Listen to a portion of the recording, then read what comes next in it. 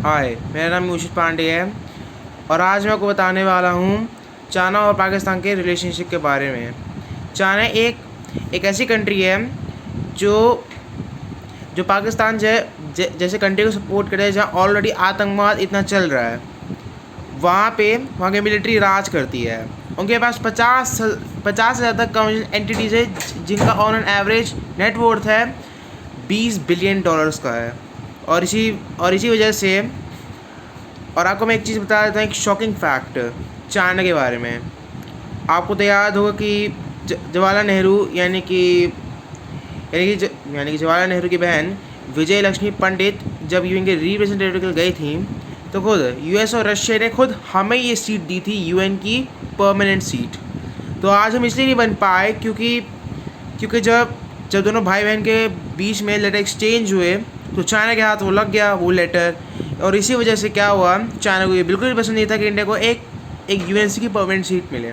अगर आप यूएनसी के बारे में अगर आप नहीं जानते तो यूएनसी एक ऐसा सिक्योरिटी काउंसिल होता है जिसमें 5 परमानेंट मेंबर्स होते हैं जिनके पास वीटो पावर होता है, और नॉन परमानेंट मेंबर्स वो होते हैं जिनके पास कोई वीटो पावर नहीं होता। वो रेजोल्यूशन को सपोर्ट करते हैं कि कौन सा रेजोल्यूशन पास होना चाहिए। अब वापस आए तो जवाहरलाल नेहरू ने क्या करा कि वो चाइना के गुड बुक्स में रहना चाहते थे, इसलिए उन्होंने अपनी सीट यूएनसी की सीट चाइना को दे दी। लेकिन उनको तो बहुत बुरा लगा होगा। जानते हैं क्यों? क्योंकि चाइना ने 1962 में हमारे खिलाफ इंडो चीन वॉर छेड़ दिया और हम प्रिपेयर तक नहीं थे। और आज तक हम रिग्रेट करते हैं कि काश अगर जवाहरलाल नेहरू ने सीट नहीं दी होती तो हाँ, हम भले कोलैप्स हो जाते, हमारी इकॉनमी पूरी कोलैप्स हो जाती, लेकिन हमारे पास यूएनसी की परमानेंट सीट रहती, हम रेजोल्यूशन पास करते, वीटो पावर यूज़ करते, जिससे हम अपनी इकॉनमी को वहाँ आसमान उड़ा के ले जाते हैं। और इसी वजह से यही है आज तक हम एक परमानेंट मेंबर आज तक हम नहीं बन पाए हैं, क्योंकि चाइना बार बार अपना एक वीटो पावर यूज़ करता है, वीटो पावर। और चाइना उसका खुद एक यानी कि चाइना पाकिस्तान एक ऐसे दोस्त हैं, मतलब पाकिस्तान हमारे ही देश में टेररिज्म फैलाता है और उनको ये पता नहीं कि अगर वो इस बार अगर हम अब हमला करेंगे तो हम सीधा उनका पानी रोक देंगे, लेकिन उनकी आर्मी जानती नहीं है।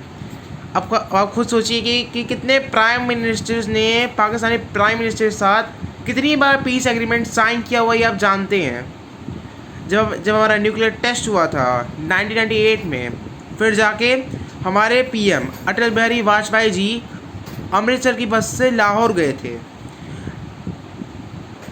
नवाज शरीफ से मिलने के लिए, ताकि एक पीस एग्रीमेंट साइन की जाए, ताकि दोनों के बीच में एकदम कोई तनाव ना हो, दो न्यूक्लियर पावर के देश में कॉन्फ्लिक्ट ना अराइज करे। लेकिन उनकी जो आर्मी है ना, आप तो खुद जानते हैं कि मतलब उनकी आर्मी कितनी वो है। उन्होंने हमारे ऊपर पीस ट्रीटी साइन होने के बावजूद भी उन्होंने हमारे पर अटैक करा कारगिल में। हम तब भी कहाँ थे? और खुद यूएस ने हमें जीपीएस सिस्टम से हमें कट ऑफ कर दिया। इजराइल हमें बार बार सपोर्ट कर रहा था ताकि हम वो वॉर जीत जाएं, और हम जीते भी। फिर उन्होंने, और ये तो आप तो जानते हैं इनकी पूरी हिस्ट्री गद्दारों की हिस्ट्री है, ट्रेटर्स हिस्ट्री। फिर उन्होंने साल 2008 में 26 नवंबर 2008 में इन्होंने मुंबई का अटैक कर दिया। इस वजह से आपको पता है कि 175 लोग मारे गए थे। हम कितनी बार भी पाकिस्तान के खिलाफ कितनी बार भी हम उनके ऊपर रेजोल्यूशन पास करें, चाइना एक बार में वीटो कर देता है, बस ऐसे हाथ उठा के। और यही होता है वीटो का निशान। और इसी वजह से क्या होता है कि हाँ, हम बार इसी वजह से क्या होता है कि यूएस, यूके, फ्रांस और रशिया में सपोर्ट करते हैं, हमें यूएनसी में हमें परमानेंट सीट देना चाहते हैं। लेकिन चाइना क्या करता है, भाव वीटो कर देता है, और आज तक हम नहीं बन पाए हैं।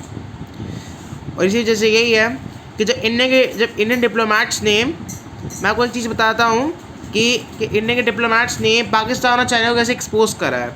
तो मैं बताता हूँ पहला case.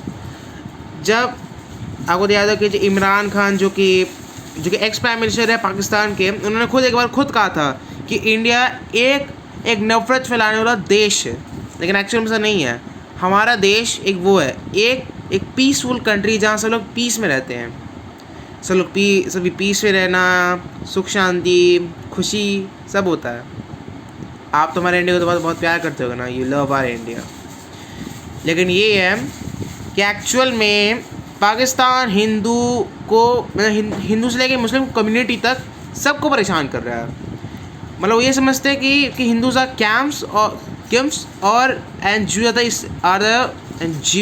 Are the enemies of Islam. Jews actual में इजराइलियंस, उनको ये बोलते हैं कि तुम हमारे एनिमी हो, तुम यहाँ नहीं रह सकते। अब इसी के चक्कर में यही है कि उन्होंने अपने खुद की मुस्लिम माइनॉरिटी से इतना अन्याय करा कि उनकी संख्या 23 से 3 हो गई।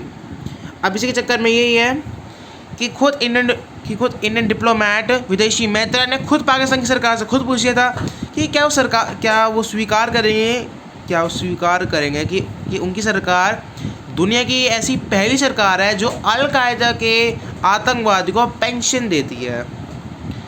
अब ये तो बहुत ही बम फोड़ने जैसी बात हो गई है, ये एक शॉकिंग फैक्ट। अब जैसे कि कुछ स्लीप सेल्स में टेररिस्ट भी थे, तो उन्होंने खुद अपने मुंह से ये कबूल करा है कि 20,000 जैसी रकम के लिए वो इंडिया में आतंकवाद फैलाने हैं।